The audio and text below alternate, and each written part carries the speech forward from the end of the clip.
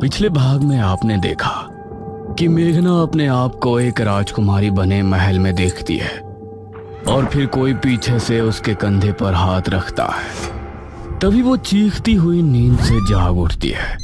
अब आगे। अरे क्या हुआ मेघना? मेघना की सांसें तेज तेज चल रही थी।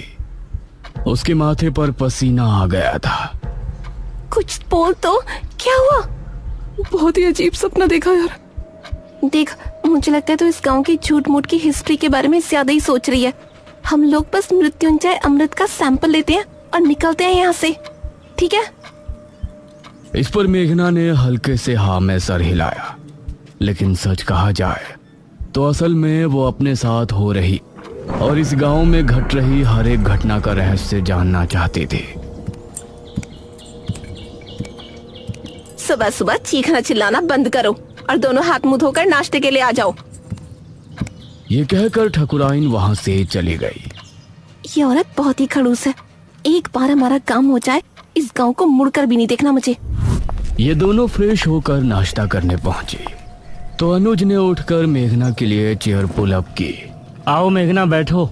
ये देखकर ठकुराइन ने मुंह बना लिया और इन सभी ने मिलकर नाश्ता किया। अनुज बेटा, तुम जल्दी से हमारे साथ चलो, हमें तांत्रिक महाराज को लेने के लिए जाना है। ठीक है पिताजी। ये कहकर मुखिया ने इशिता और मेघना की तरफ देखा। बच्चियों, तुम दोनों बाहर नहीं जाना, ठीक है? हो सके तो ठकुराइन का काम में हाथ बटा देना। जी अंकल, आप फिक्र मत कीजिए, हम घर में ही रहेंगे। अनुज और मुखिया गांव के लोगों से विदा लेकर तांत्रिक महाराज को लेने श्रेणी के लिए निकल गए। इस तरफ मेघना गहरी सोच में डूबी थी। ये कहानी सिर्फ मृत्युंजय अमृत से शुरू हुई थी, लेकिन उसके बाद वो महल, अपने आप को राजकुमारी के रूप में देखना और ये निशिर मोलो, ऐसा लगता है इस गांव का हर एक रहस्य मुझसे जुड़ा है। क्या मुझे राजमहल में जाना चाहिए? करीब 6 घंटे के सफर के बाद मुखिया और अनुज तांत्रिक महाराज के आश्रम पहुंचे, जहां उनका एक शिष्य बैठा हुआ था। प्रणाम। जी प्रणाम। तांत्रिक महाराज कहाँ है? अभी कुछ देर पहले आते तो उनसे भेंट हो जाती। महाराज अभी कुछ क्षण पहले ही बेरमपुर गांव के लिए निकल गए थे। यह सुनकर मुखिया और अनुज हैरान रह गए। हमारे गांव? हम तो महाराज को लेने के लिए आए थे। हमारे आने से पहले ही वो कैसे निकल गए? उन्हें किसने सूचना दी कि हमें उनकी जरूरत है? बाबा का अपने हर एक शिष्य से गहरा संबंध है। उनको दूर बैठे ही उनके बारे में सब कुछ पता चल जाता है। धन्य हो तांत्रिक महाराज। इसका मतलब है कि उनको पहले ही आभास हो गया था कि छोटे तांत्रिक की मृत्यु हो गई है, इसीलिए वो हमारे गांव के लिए निकल गए। पिताजी, अब हमें भी चलना चाहिए। तांत्रिक महाराज तो हमसे पहले गांव पहुंच जाएंगे। हाँ बेटा, चलो। धन्यवाद। अनुज और मुखिया उसी समय वापस गांव आने के लिए निकल गए। इसी तरह दोनों का सफर में ही दिन गुजर गया। इस तरफ शाम होने पर गांव में डर का माहौल छा गया। सभी लोग चौक पर जमा हुए गांव के मुख्य द्वार की तरफ ही देख रहे थे। हे भगवान, मुखिया जी कहाँ रह गए? रात हो गई है, कहीं निशिर मोलो ना आ जाए। इसी तरह से 7 बजे का घंटा बजा और मौसम फिर से बदल गया। सभी ये देखकर डर गए। मेघना, इशिता और ठकुराइन भी सभी के साथ वहां खड़ी थी। तभी उन्होंने मुख्य द्वार से किसी के कदमों की आहट सुनी और धीरे धीरे आंख से साफ हुआ तो सामने से तांत्रिक महाराज आते हुए नजर आए। अरे, ये तो तांत्रिक महाराज हैं। उन्हें देखकर सभी लोग खुश हो गए। तांत्रिक महाराज की जय हो! तांत्रिक महाराज की जय हो! सभी ने तांत्रिक महाराज के आगे हाथ जोड़कर नमन किया। तांत्रिक महाराज, ये और मेरा बेटा अनुज कहाँ है? वही आपको लेने के लिए गए थे ना? ठकुराइन, हमारे शिष्य की मृत्यु की सूचना हमें रात ही मिल गई थी, इसलिए हम स्वयं ही यहाँ आने के लिए निकल गए थे। उनसे हमारी भेंट नहीं हुई। हे भगवान, तो ये कहाँ रह गए? अब हम आ गए हैं। आप लोगों को डरने की जरूरत नहीं है। मुखिया और अनुज भी वापस आ ही जाएंगे। महाराज, आप जो भी करना है आप ही को करना है। जब तक ये और अनुज नहीं आ जाते आप हमारे घर चलकर आराम कर लें। ठकुराइन, हम तांत्रिक होकर बड़ी हवेली में नहीं रह सकते। आप लोग पुराने किले में हमारे ठहरने का प्रबंध कर दें। जैसा आप कहें महाराज। ये कहकर ठकुराइन ने गांव के लोगों से कहा, आप सभी मिलकर पुराने किले की अच्छी से सफाई कर दें और वहाँ रोशनी का भी अच्छा इंतजाम कर दें। ये सुनकर गांव के कुछ आदमी किले की तरफ निकल गए। बाबा वहीं चौक पर बैठे रहे। उन्होंने आंखें बंद की और ध्यान मग्न हो गए। शायद वो सोच रहे थे कि आखिर कैसे निशिरमोलो से निपटा जाए, और मेघना के दिल में भी कई सवाल उठ रहे थे। तकरीबन 1 घंटे तक किले की सफाई का कार्य चला और तभी अनुज और मुखिया भी वहां पहुंच गए।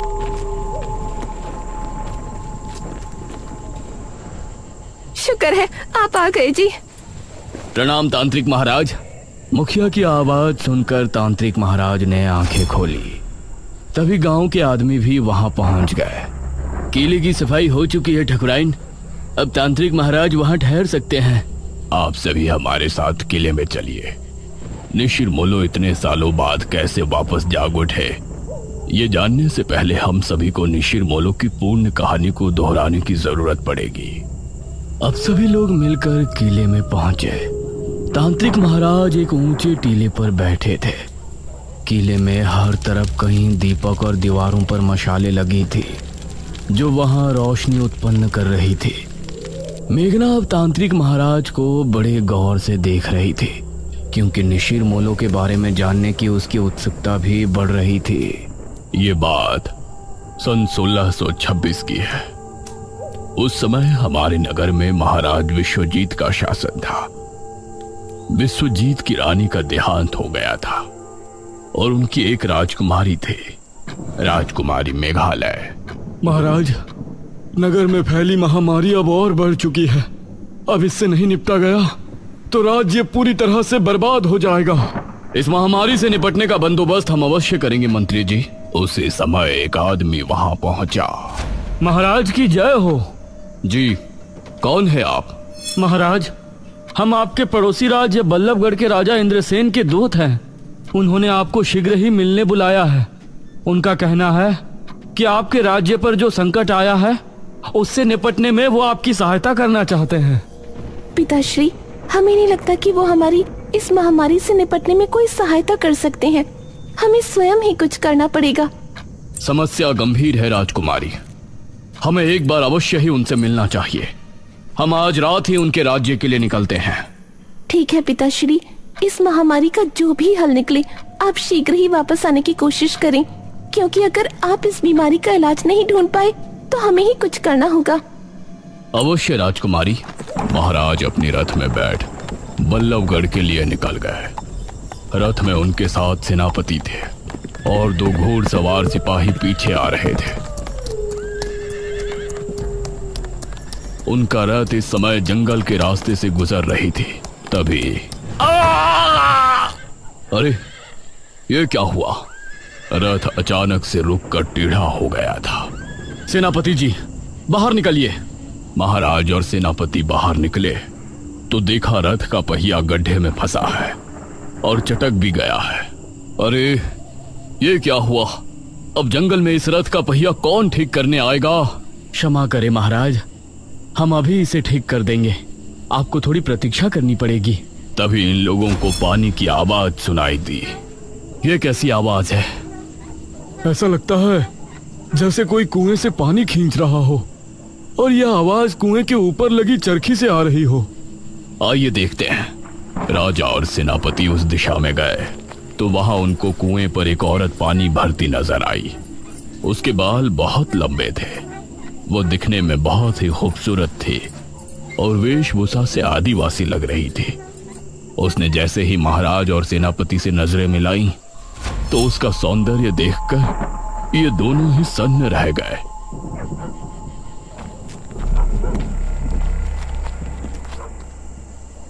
अरे, आप तो हमारे महाराज लग रहे हैं। प्रणाम महाराज। प्रणाम। क्या नाम है आपका? मेरा नाम दमयंती है महाराज। यहाँ पास ही मेरी कुटिया है। आप इस समय जंगल में? असल में हम पड़ोसी राज्य के लिए निकले थे। हमारा रथ खराब हो गया है, तो इसीलिए हम जंगल में भटक रहे हैं। महाराज, तो आप हमारी कुटिया में चलिए। यहाँ भटकना ठीक नहीं है। जब तक रथ ठीक नहीं हो जाता आप वहाँ रुक सकते हैं। ये दोनों दमयंती के साथ उसकी कुटिया में चले गए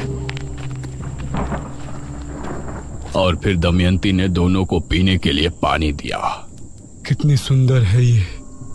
अगर ये हमारी पत्नी बन जाए तो जीवन धन्य हो जाए। कितनी सुंदर स्त्री है। अगर ये हमारी पहली महारानी बन जाती तो कितना अच्छा होता। लेकिन हम एक महाराज होकर इसके सामने अपना प्रस्ताव रखें और इसने ठुकरा दिया तो इससे हमारा बहुत अपमान होगा। दमयंती दोनों को देखकर मुस्कुराने लगी। क्या हुआ दमयंती जी, आप इस तरह से क्यों मुस्कुरा रही हैं? दमयंती ने दोनों की तरफ देखा और बोली, अगर हम कहें कि हम आप दोनों के मन की बात सुन सकते हैं तो आपको कैसा लगेगा? ये आप क्या कह रही हैं? भला कोई किसी के मन की बात कैसे सुन सकता है? मैं सुन सकती हूँ महाराज। अभी सेनापति जी ने हमें अपनी धर्मपत्नी और आपने हमें अपनी महारानी बनाने के बारे में सोचा है। ये सुनकर सेनापति और महाराज दोनों ही हैरान रह गए। आप लोग घबराएं नहीं, मैं भी आप दोनों में से किसी एक की होना चाहती हूँ। ये सुनकर महाराज और सेनापति दोनों के चेहरे पर मुस्कान छलक आई।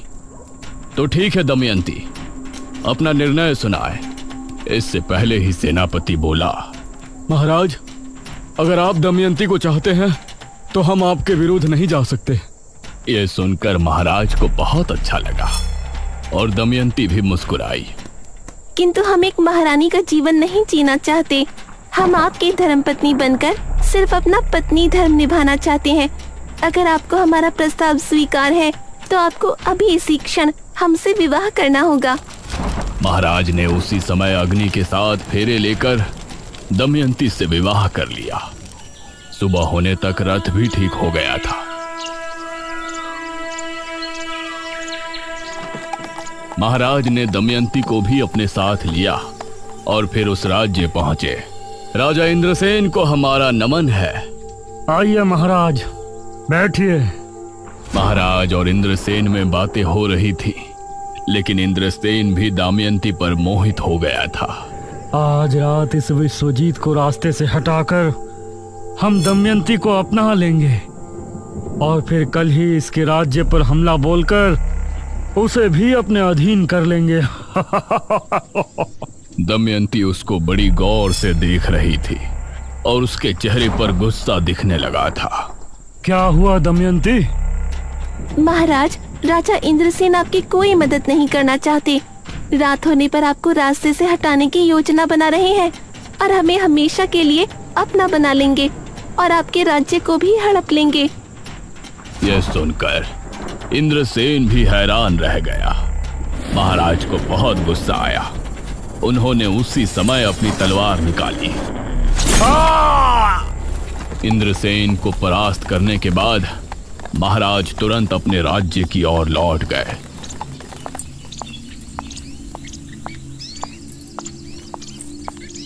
राजकुमारी बहुत चिंता में थी। प्रणाम पिताश्री। क्या बताया इंद्रसेन ने? क्या उस महामारी का कोई हल निकला? इंद्रसेन ने हमें बहाने से वहां बुलाया था। वो हमें मारना चाहते थे। वो तो धन्य हो दमयंती का जो इन्होंने हमें बचा लिया। राजकुमारी को महाराज की बात जरा भी समझ में नहीं आई। उसने दमयंती को घूर कर देखा। पिताश्री, अब हम ही इस महामारी का कोई इलाज ढूंढने जाते हैं। आप राज्य कार्य संभालें। दमयंती राजकुमारी को बहुत ही रहस्यमय मुस्कान के साथ देख रही थी। राजकुमारी महल से निकली और इस तरह राजा दमयंती के साथ महल में समय बिताने लगे और धीरे धीरे राज्य के कामों से दूर होते गए। करीब 1 वर्ष और माह के बाद राजकुमारी वापस लौटी। पिताश्री, हमने उस बीमारी से लड़ने का इलाज ढूंढ निकाला है। बहुत अच्छे राजकुमारी, बताइए ये कैसे संभव है? पिताश्री, हमने एक महासिद्धि करके ये बीज हासिल किया है। इसी के जरिए हमें उस महामारी के साथ हर बीमारी से छुटकारा मिल जाएगा। क्या इस बीज के जरिए? जी पिताश्री, वो कैसे होगा ये आपको अगले 7 दिनों के भीतर पता चल जाएगा। राजकुमारी ने उस बीज को अपने हाथों से जंगल में जाकर बो दिया और रोजाना अपने हाथों से उसे पानी देने जाती। महाराज को राज्य की कोई चिंता नहीं थी। वो हर समय बस दमयंती के पास ही बैठे रहते थे।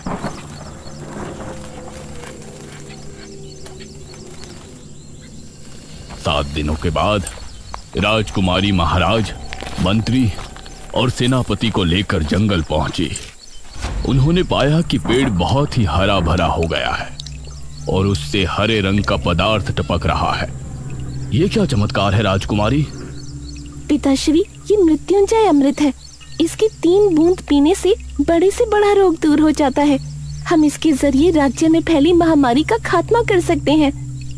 वाह राजकुमारी, बहुत अच्छे। उसके बाद राजकुमारी ने अपने राज्य के सभी बीमार लोगों को वो मृत्युंजय अमृत देना शुरू किया और अगले 2 माह में वो महामारी राज्य से पूरी तरह से खत्म हो गई। राजकुमारी इससे खुश भी थी, लेकिन महाराज के दमयंती के करीब जाने और हर दम चिपके रहने से चिंता में भी थी। तभी एक दिन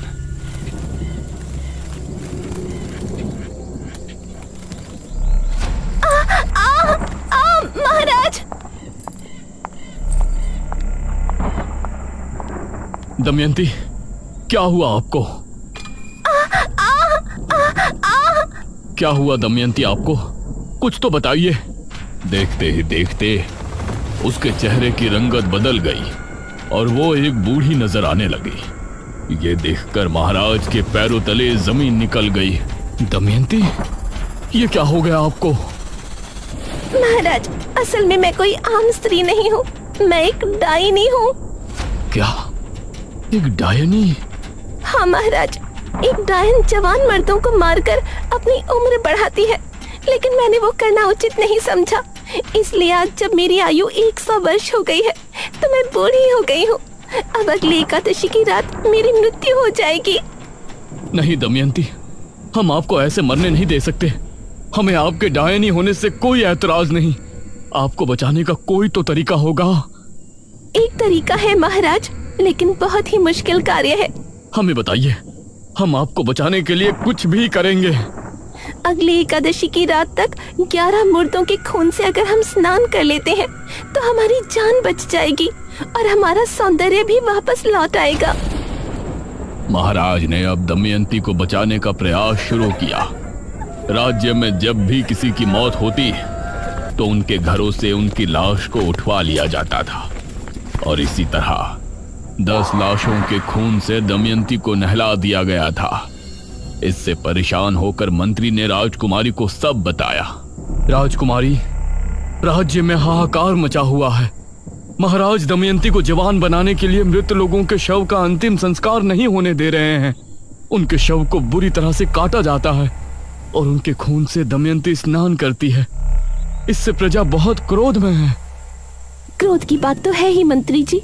मृत्यु के बाद जल्दी अंतिम संस्कार न किया जाए तो ये मृतक और उसके परिजनों के साथ नाइंसाफी होती है। वो कभी भी मोक्ष के द्वार से होकर नहीं गुजर सकते। हम पिताश्री से इस विषय में बात करेंगे।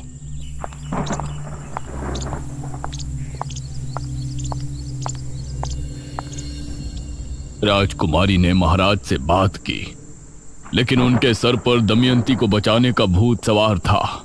जो लोग पहले ही मर चुके हैं उनके शव को किसी के जीवन के लिए इस्तेमाल करना गलत नहीं है राजकुमारी। गलत तब होता जब हम जिंदा लोगों की बलि देते। आप हमें रोकने की कोशिश ना करें। राजकुमारी महाराज के व्यवहार से बहुत चिंता में थी। वहीं गांव के लोग भी अब इससे छुटकारा चाहते थे। अरे बहुत हो गया, अब हम गांव के लोग महाराज का ये अत्याचार नहीं सहेंगे। हाँ, हमारे मृतकों को हक है कि उनका अंतिम संस्कार किया जाए। लेकिन हम लोग महाराज से कैसे लड़ेंगे? कैसे रोकेंगे उनके सिपाहियों को? एक उपाय है, जब भी गांव में किसी की मृत्यु होगी तो हम कोई भी शोक समारोह नहीं करेंगे। इससे महाराज के सिपाहियों को किसी भी मौत की खबर नहीं होगी। आधी रात के समय हम में से 4 लोग उस शव को ले जाकर चुपचाप शमशान में उनका अंतिम संस्कार कर दिया करेंगे। सिर्फ 4 लोग, बाकी सभी अपने अपने घरों में शांतिपूर्ण होंगे। गांव के लोगों को यह सुझाव अच्छा लगा। उन्होंने गांव के 4 आदमियों को नियुक्त किया। उस समय अर्थी को कंधा देने वाले लोगों को मोला कहा जाता था।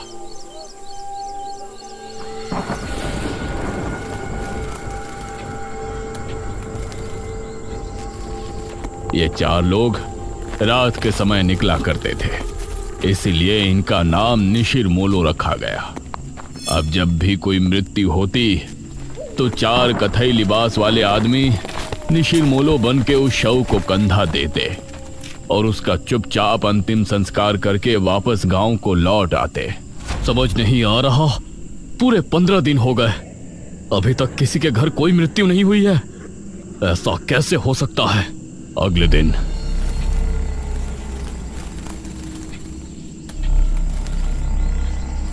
महाराज के गुप्तचरों के द्वारा महाराज को यह बात आखिर पता चल ही गई और उनका क्रोध 7वें आसमान पर आ गया।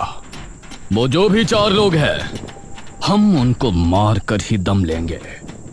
उन्होंने हमसे चालाकी की, इसका हर्जाना उन्हें भुगतना ही पड़ेगा। महाराज ने अब अपने गुप्त सिपाहियों को तैनात कर दिया था, जो छिपकर रातों को जागकर गांव पर नजर रख रहे थे।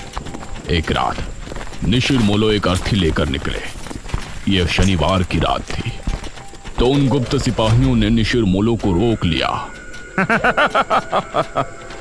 अब तुम लोगों को कोई नहीं बचा सकता, कोई नहीं। बहुत दे दिया हमारे महाराज को धोखा। उन सिपाहियों ने इन 4 आदमियों को मार गिराया और फिर शव लेकर महाराज के पास पहुंचे। उस शव को दमयंती के कक्ष में पहुंचा दिया गया और सुबह होने पर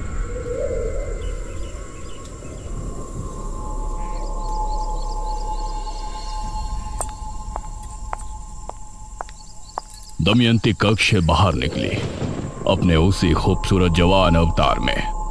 उसे देखकर महाराज ने उसे भरी सभा में गले लगा लिया। दमयंती की आंखों में एक रहस्यमयी चमक थी, जैसे कि वो कुछ छिपा रही है। लेकिन अब निशिर मोलो की आत्मा गांव में भटकने लगी थी। वो 4 आत्माएं अपने कंधे पर ताबूत उठाए हर शनिवार की रात गांव में भटकती थी। उस समय उन आत्माओं को जो भी दिखाई देता, वो समझती कि ये राजा के सिपाही है जो उनको रोकना चाहते हैं, इसीलिए वो उसको अपने साथ ले जाती। इतना कहकर तांत्रिक महाराज चुप हो गए।